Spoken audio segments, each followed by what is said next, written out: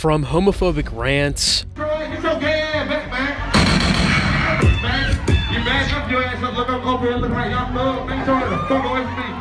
to backfired publicity stunts. Mario, come on, bro.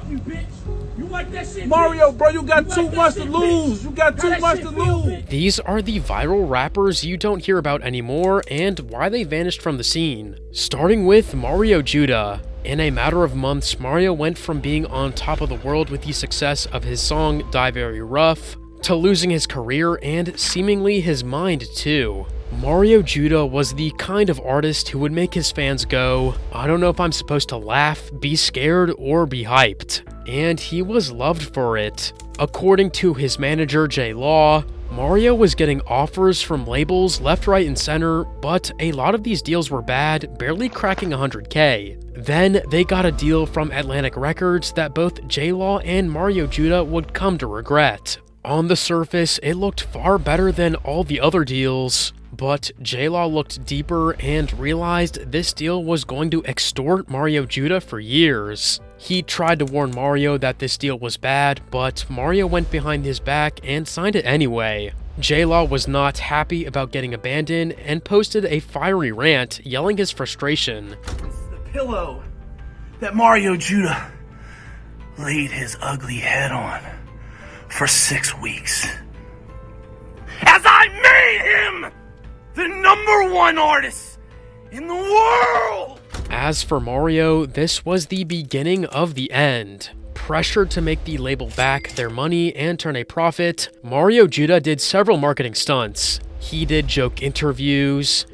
When you say nigga, a lot of people are assuming that's gotta be racist. There's no way. And cosplayed as a very loud, very deranged Playboi Carti fan, frustrated at Carti's delayed album drop. What's wrong with you? Post it now! Now! You have 4 days left. Post the album or I will do it for you.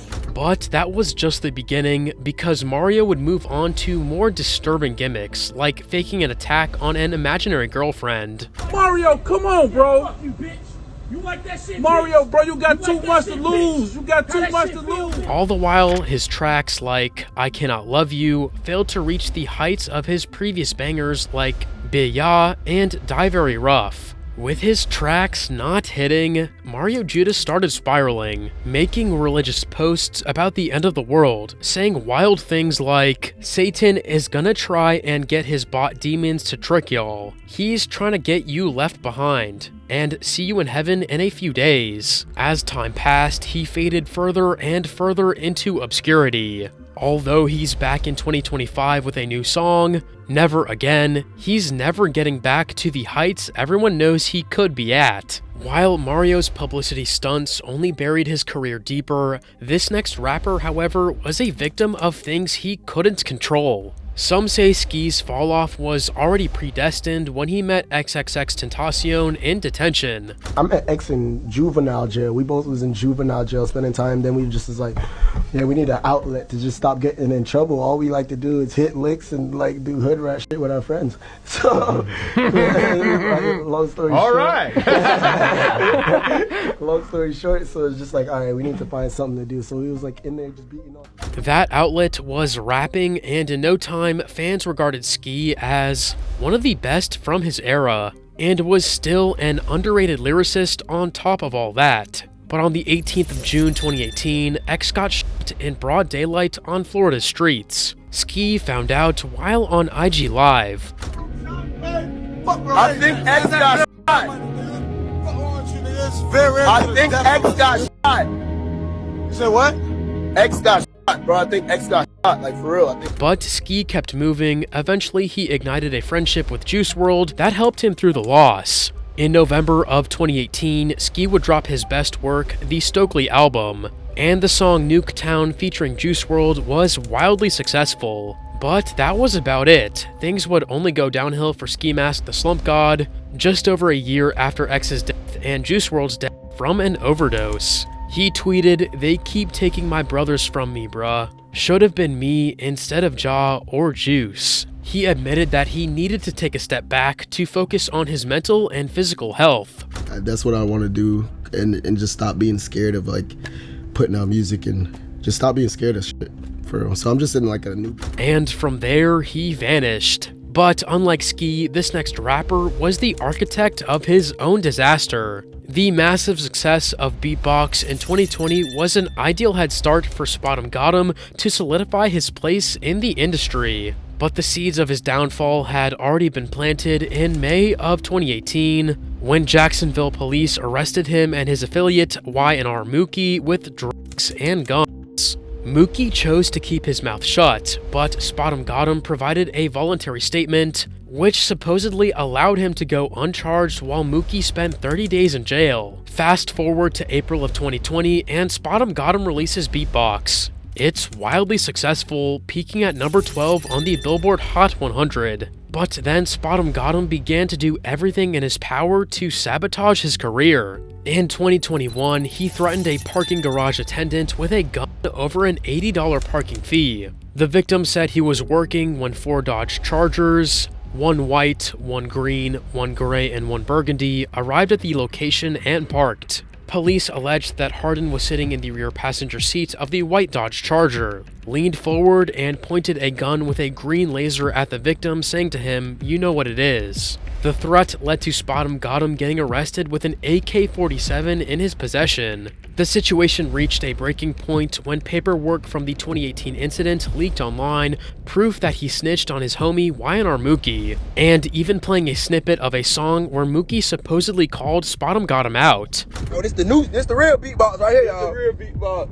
What that boy Mookie say? Where the real niggas at? My brother told on my house supposed to get that. After that, pretty much nobody wanted to work with him, especially Lil Durk, who sent back $100K for a feature with SpotemGottem after finding out he snitched. And just like that, it was officially over for him. SpotemGottem's attempts at releasing music in 2023 would garner just 60,000 streams on Spotify, and he would vanish from the hip-hop scene. But lucky for Spotem, he's still alive today. This next rapper, however, is not as lucky. In 2014, rich homie Quan made the XXL 2014 freshman list, released Lifestyle with Young Thug that got certified platinum, and joined Birdman's group Rich Gang. But by February of 2015, rich homie Quan decided to split from Rich Gang. Young Thug wasn't rocking with the decision and even took shots at Quan during a show.